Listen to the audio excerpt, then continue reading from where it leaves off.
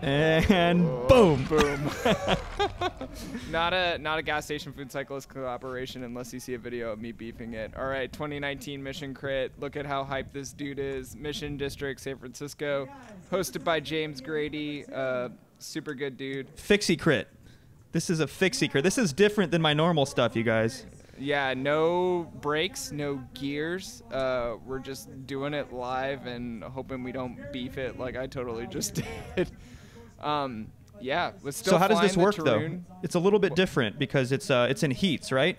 Yeah, so we do heats, qualifying heats, and then if you make it past the qualifiers, And it's like top 10 makes it past the qualifier or something like that? Yeah, top 16. And if you don't make it past the qualifier, you get a last chance race, and then the people that do well on that get to race for a third time on the day.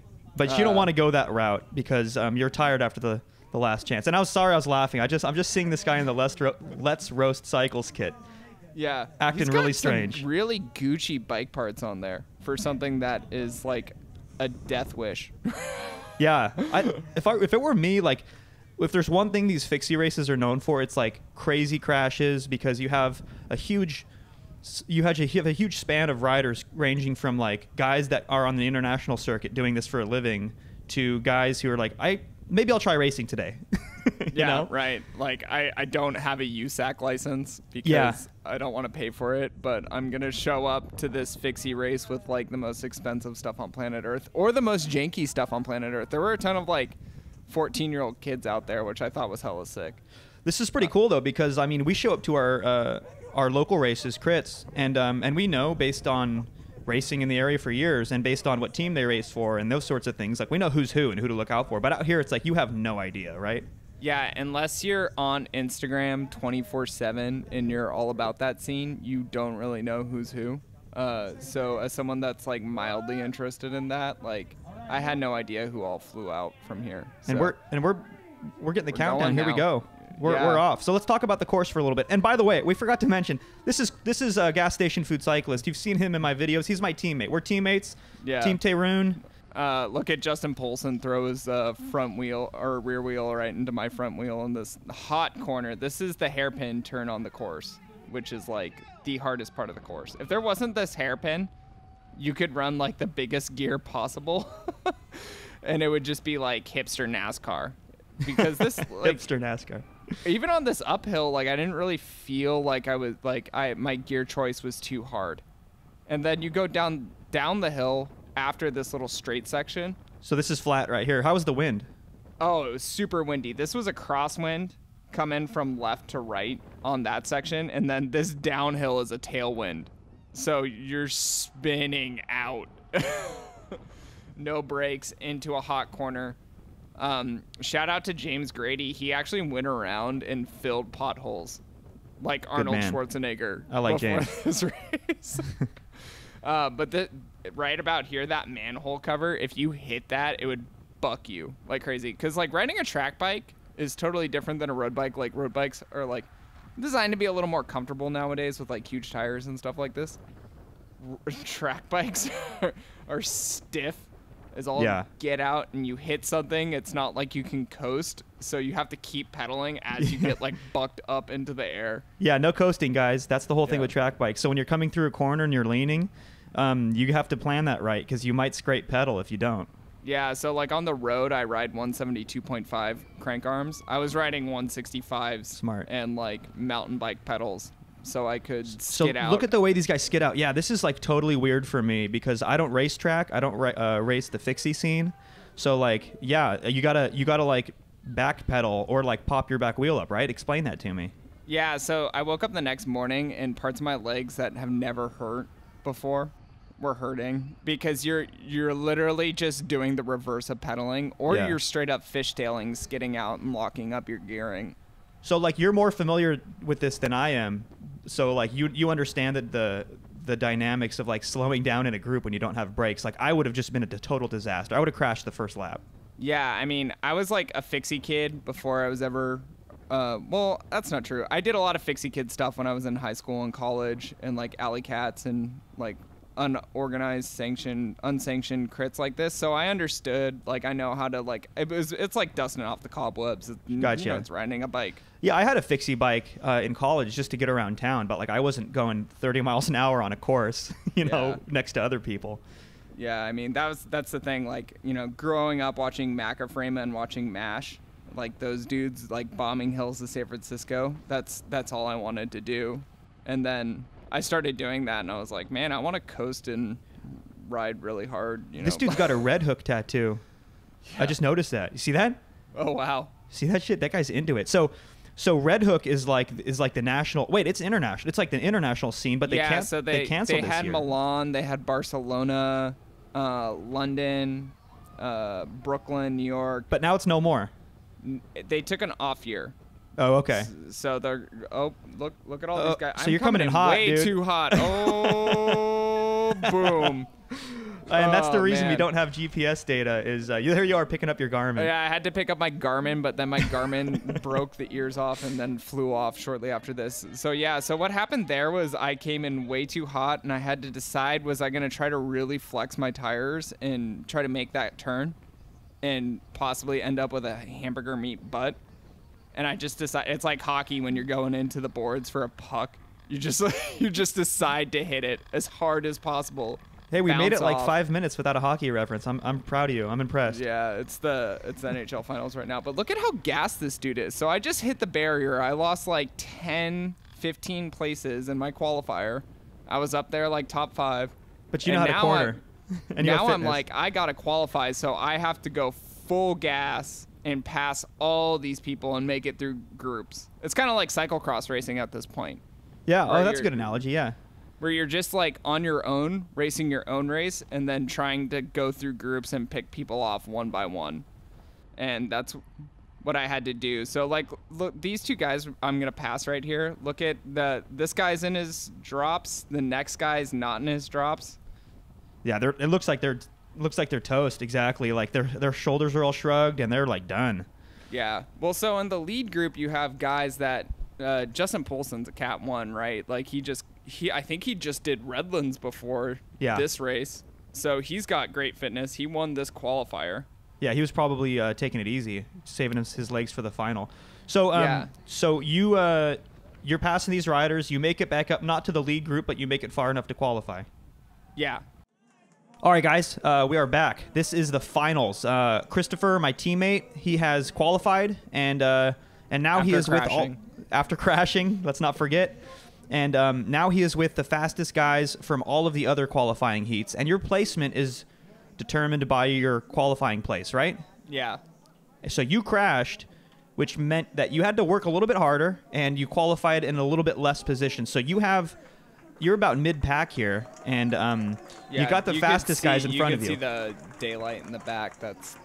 So I'm like almost at the back, and there's a ton of fast hitters that are up there because like the fastest guys. Red Hook isn't happening this year. People are like really hungry to get a big fixed gear result because the races, there's fewer of them on the calendar. Yep.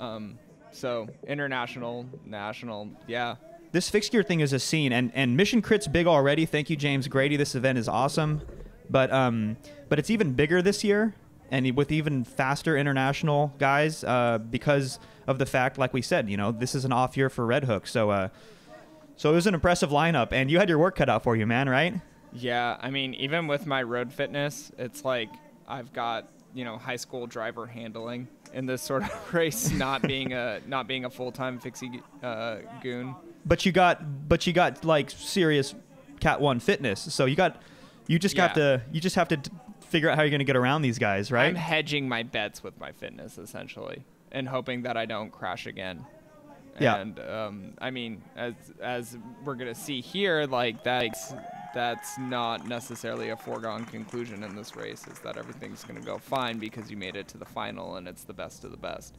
For sure. And remember, guys, no brakes. This is look at the handlebars. There's no brakes. Yeah, no brakes, no gears. Really hoping to go for it. Yeah.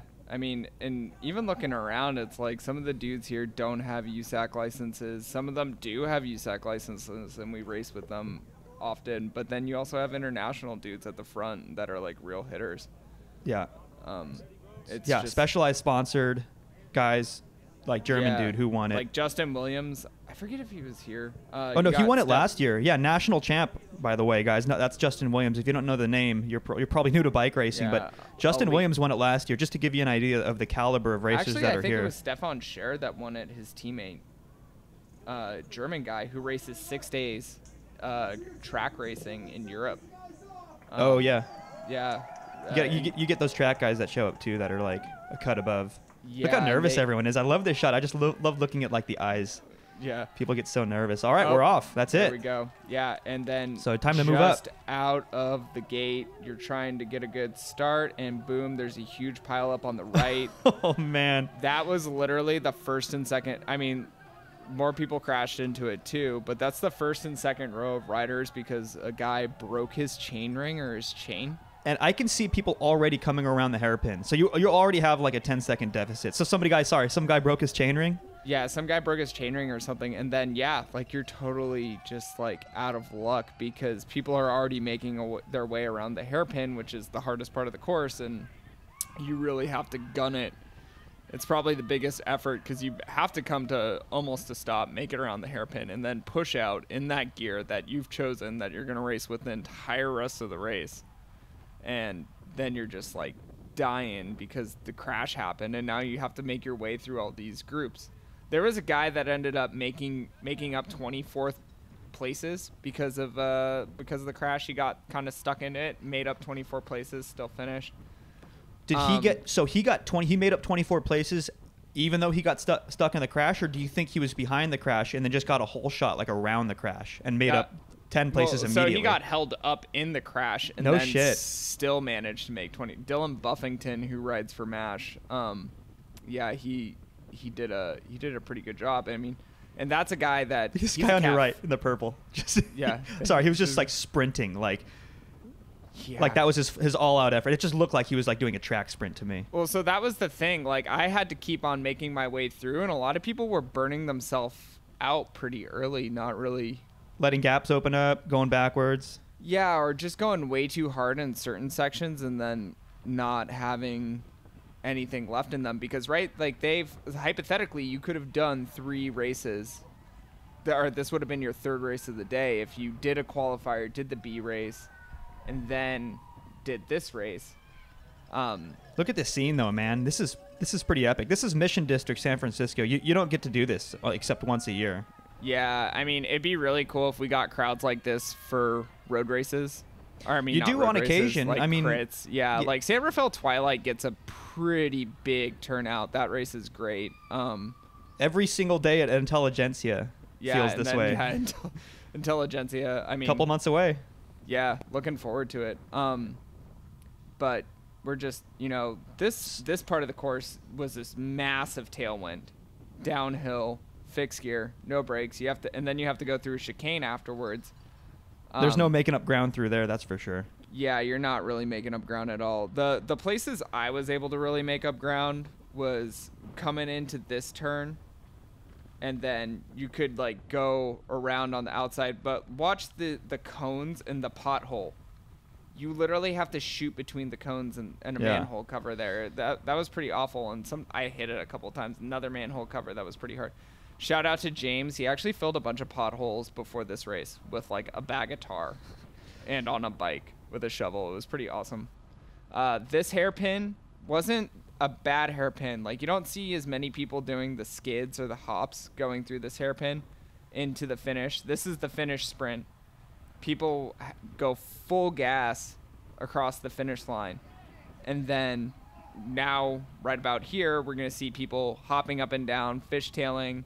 Tall, lengthy dude in front of me. Watch him just, backpedaling, going right towards the barriers with the feet sticking out, and then making that turn, and then having to go full gas again, without changing gears, without brake pads. I gotta say though, when you're coming through the start finish back there were already guys making this turn right here. I mean, that's like 30 seconds ahead already. So yeah, I was done for. So let me tell you, Christopher, gas station food cyclist. I mean,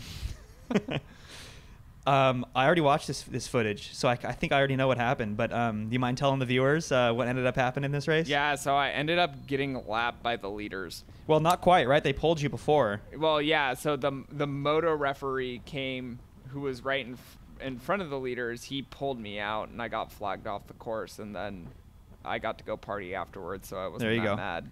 There you go. Yeah, no, this is like a whole scene. It's not just about the race.